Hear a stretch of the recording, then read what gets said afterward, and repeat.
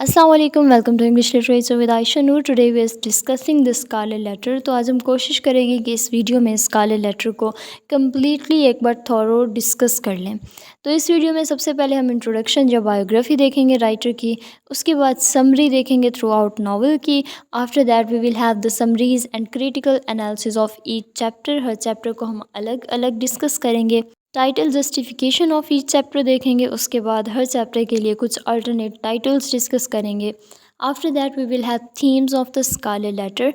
इसके अलावा हम प्लॉट देखेंगे, कैरेक्टर मैप देखेंगे द स्कारलेट लेटर का। तो कोशिश करेंगे थ्रू आउट पूरे नावल में जो भी लॉन्ग क्वेश्चंस बन सकते हैं वो हम इस वीडियो में डिस्कस कर लें। तो let's start with the introduction और biography of the Nathaniel हॉथर्न। Writer का नाम है। अगर आपने अभी तक मेरा चैनल सब्सक्राइब नहीं किया तो अभी कीजिए। वीडियो को लाइक करें और अपने दोस्तों के साथ ज़रूर शेयर करें क्योंकि नॉलेज शेयर करने से बढ़ता है। So let's start.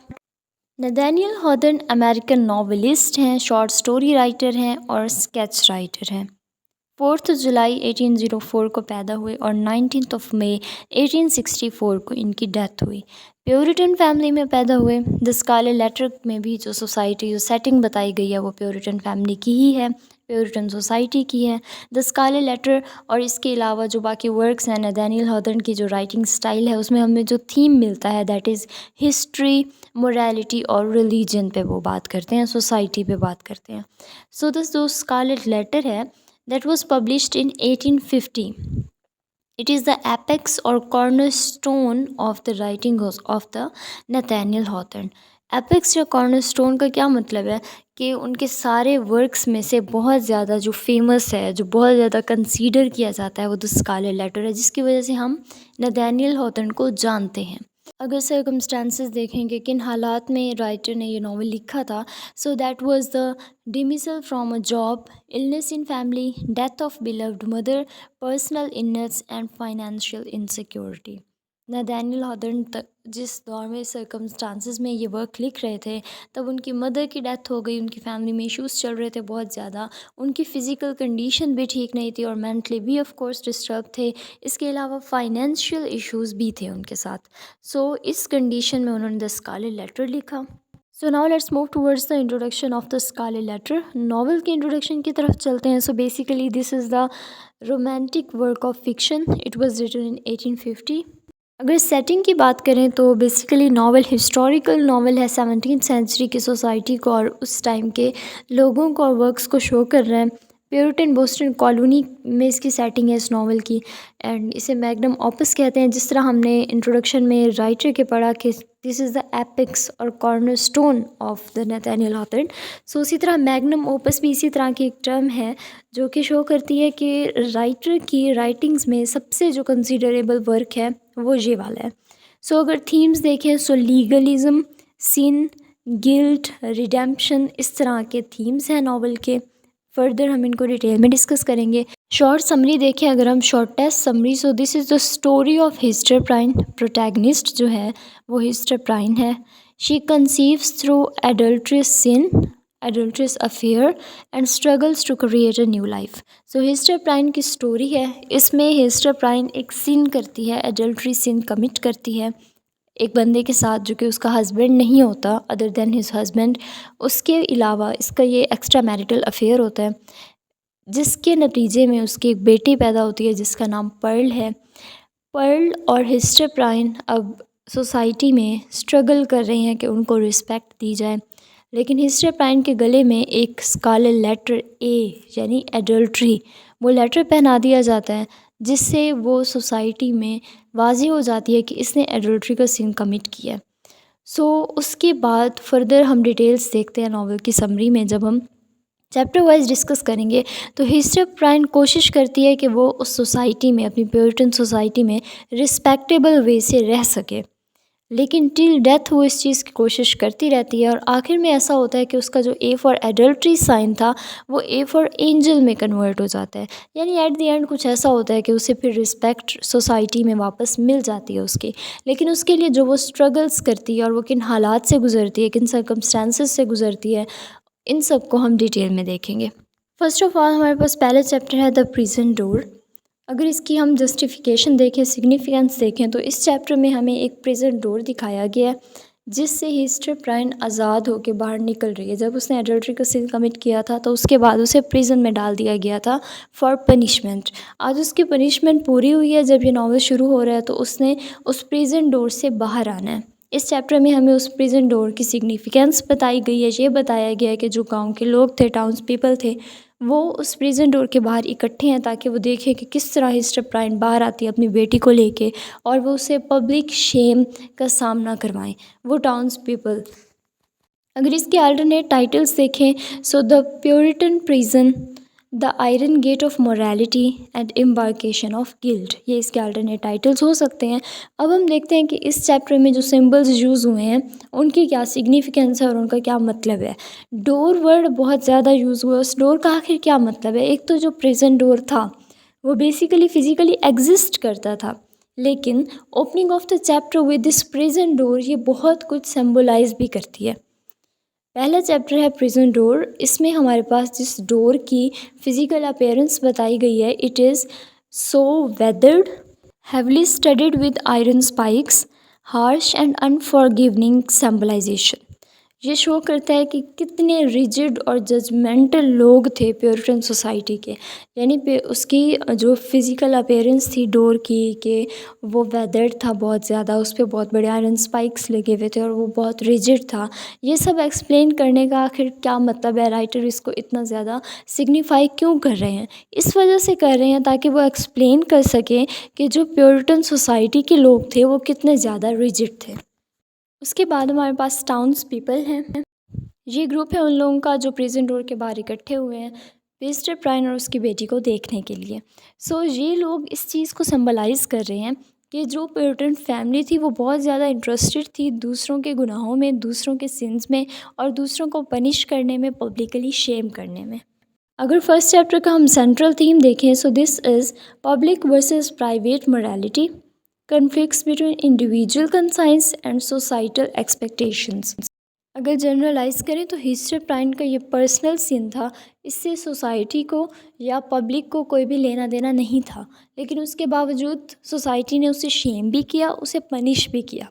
So this is public versus private morality and conflict تھا انڈیویجول کنسائنس میں اور سوسائٹل ایکسپیکٹیشنز میں. سوسائٹی اس ٹائم ویمن سے یہ چیز ایکسپیکٹ نہیں کر رہی تھی کہ وہ کوئی بھی سن کمٹ کرے. سو this is known as proto feminism, کہ جس ٹائم فیمنزم کا کانسیپٹ بھی نہیں تھا، فیمنزم کی تھیوری نہیں تھی، پھر بھی فیمنسٹک اسپیکٹس ہمیں اس ناول میں نظر آتے ہیں کہ ہسٹر پرائن جو ہے وہ ایکسیپٹ کر رہی ہے اپنے سن کو، اس کے باوجود وہ سوسائٹی میں رہ رہی ہے، لوگوں کو فیس کر رہی ہے، اور اسٹل وہ ویمن امپاورمنٹ کے لیونگ ایگزامپل بن کے وہاں پہ رہ رہی ہے. وہ اپنی بیٹی پرل کو سپورٹ کر رہی ہے فائنینشلی بھی، اور اس کی اپ برنگنگ بہت اچھے طریقے سے کر رہی ہے خود ورک کر کے. اس کے بعد ہمارے پاس سیکنڈ چیپٹر ہے دا مارکیٹ پلیس.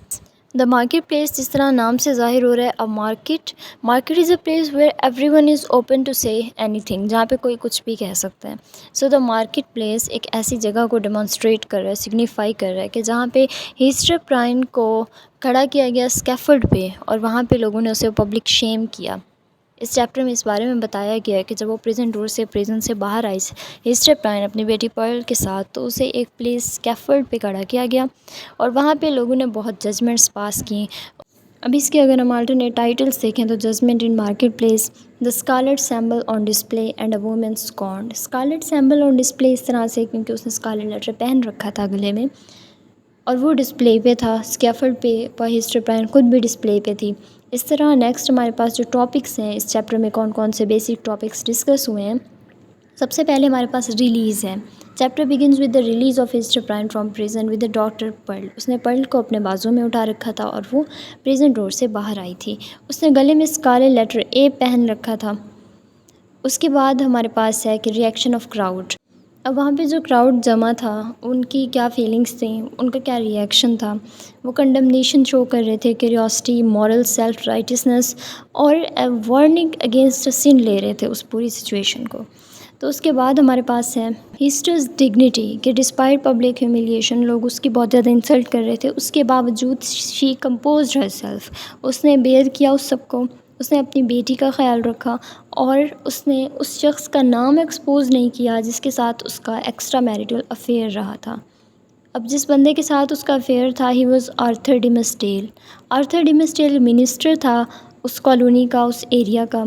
اس کے ساتھ اس کا افیئر تھا، لیکن سٹل اس نے یہ نہیں بتایا کہ پرل کا فادر جو ہے وہ آرتھر ڈیمسٹیل ہے اور ابھی وہ ان لوگوں میں، ان ٹاؤنس پیپل میں موجود ہوگا۔ اس کے بعد ہے ریورن ڈیمسٹیل۔ اب آرتھر ڈیمسٹیل ایک پرسن ہے جو کہ منسٹر ہے، اور وہ ابھی ان ٹاؤنس پیپل میں آ کے، جہاں پہ ہسٹری پرائن کو انسلٹ کیا جا رہا ہے، وہیں پہ آ کے وہ سرمن دے گا، وہ خطاب کرے گا، کیونکہ وہ ایک منسٹر ہے اس ایریا کا، تو وہ بہت زیادہ رسپیکٹیبل ہے ان لوگوں کے لحاظ سے۔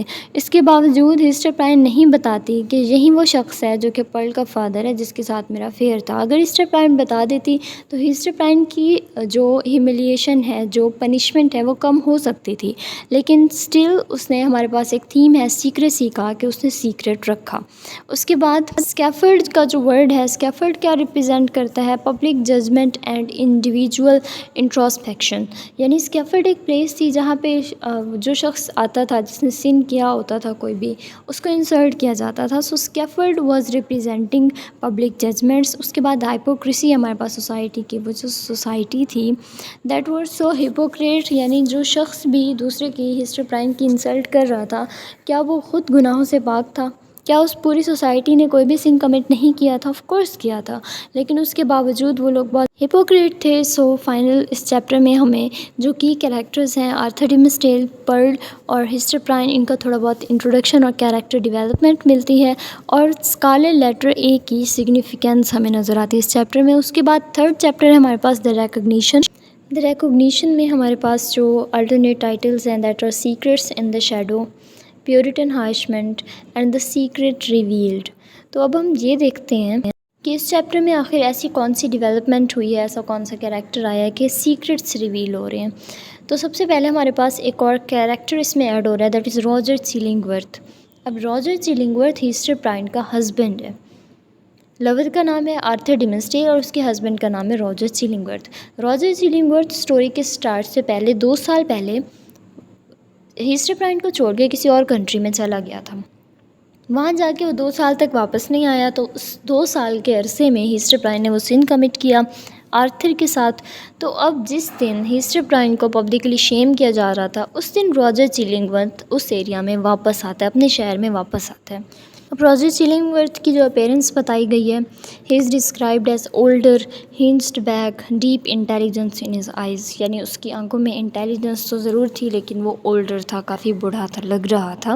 اب سچویشن یہ ہے کہ ہسٹری پرائن اسکیفلڈ پہ ہے، اسے پبلکلی شیم کیا جا رہا ہے، اور وہ سامنے کراؤڈ میں دیکھتی ہے کہ اس کا ہسبینڈ جو کہ 2 سالوں سے لاسٹ تھا، گم تھا، گھر نہیں آیا تھا، وہ اس کراؤڈ میں موجود ہے۔ اور چیلنگورتھ بھی پوچھتا ہے کہ یہاں پہ کیا معاملہ چل رہا ہے۔ اسے بتایا جاتا ہے کہ اس طرح کی ایک عورت نے سن کمٹ کیا اور اب اس کا حساب ہو رہا ہے، کہہ سکتے ہیں شی از آن اسکیفلڈ۔ سو جب وہ دیکھتا ہے، وہ اسے ریکگنائز کر لیتا ہے، اور ہسٹری پرائن بھی اپنے ہسبینڈ کو ریکگنائز کر لیتی ہے، لیکن اسٹل یہاں پہ سیکریسی کا ایلیمنٹ رہتا ہے کہ وہ بتاتے نہیں ہیں کسی کو بھی سوسائٹی میں کہ یہ میرا ہسبینڈ ہے، یا وہ ہسبینڈ نہیں بتاتا کہ یہ عورت میری وائف ہے۔ اب یہاں پہ اسٹل ہمارے پاس سیکریسی کا تھیم ہے۔ اس کے بعد ہے کہ چیلنگورتھ کے موٹیوز کیا تھے، کہ اس سے پہلے وہ کہاں تھا 2 سال، تو وہ نارتھ نیٹو امریکنس کے ساتھ رہ رہا تھا، جہاں پہ وہ فزیشین بنا، اس نے ہیلنگ پروسیسز سیکھے۔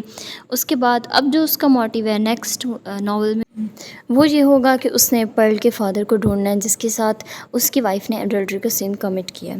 آفٹر دیٹ ہمارے پاس یہ ہے کہ ہسٹر اب کافی آئسولیٹڈ ہو گئی ہے، کیونکہ سوسائٹی اسے سینئر سمجھ رہی ہے، اس سینئر کے ساتھ سوسائٹی کا بیہیویئر اچھا نہیں ہے، اور چیلنگورتھ کی وجہ سے بھی ہسٹر کافی ڈسٹرب ہے اور ٹریپڈ ہو گئی ہے وہ ایک قسم کی ریلیشن شپ آف میرج میں۔ اس کے بعد ہے کہ چیلنگورتھ ٹرائی کرتا ہے اسے مینیپولیٹ کرنے کی۔ دیٹ واز چیپٹر نمبر 3، جس میں ہم نے سیکریسی کا تھیم دیکھا اور فردر کیریکٹر ڈیولپمنٹ دیکھی۔ ہمارے پاس چیلنگورتھ کا کیریکٹر ایڈ ہو رہا ہے۔ These was the 3 chapters and introduction. After that chapter number 4 سے لاسٹ چیپٹر تک میں نے ڈسکس کیا پارٹ 2 میں، جس کا لنک ڈسکرپشن میں موجود ہے۔ اس کے علاوہ پارٹ 2 میں ہم نے پلاٹ اور کیریکٹر میپ بھی دیکھا ہے دا اسکارلیٹ لیٹر کا۔ سو دس واز دا پارٹ 1، جس میں بایوگرافی اور فرسٹ 3 چیپٹرز ڈسکس کیے گئے ہیں۔ سو اگر یہ ویڈیو اچھی لگی تو چینل کو سبسکرائب کیجیے اور اپنے دوستوں کے ساتھ شیئر کرنا مت بھولیے۔ پارٹ 2 کا لنک ڈسکرپشن میں موجود ہے۔ Thank you so much for supporting me. Next video تک اللہ حافظ۔